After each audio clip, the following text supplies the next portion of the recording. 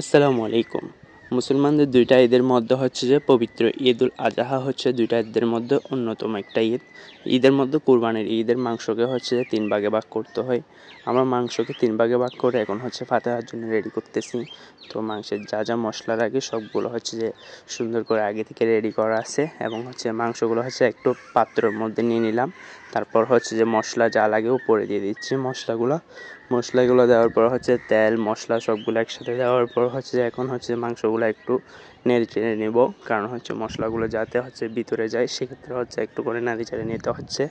এবং তারপর হচ্ছে মশলার উপরে হচ্ছে আদা বাটা, পেঁয়াজ বাটা, রসুন বাটা যা যা আছে সব কিছু হচ্ছে উপরে দিচ্ছি, এবং উপরে দেওয়ার পর হচ্ছে যে একটু করে নাড়াচাড়া করে নিব, কারণ হচ্ছে মাংসের মশলাগুলো এবং হচ্ছে পেঁয়াজ কুচিগুলো একসাথে যাতে মিক্স হয় সেক্ষেত্রে হচ্ছে মিক্স করার পর হচ্ছে এখন চুলার মধ্যে আগুন দেওয়া হয়েছে। আগুন দেওয়ার পর হচ্ছে কিছুক্ষণ 20 হতে 30 মিনিট পর হচ্ছে একটু নাড়াচাড়া করব, কারণ হচ্ছে যে মাংসগুলো এখন হচ্ছে হয়ে যাচ্ছে।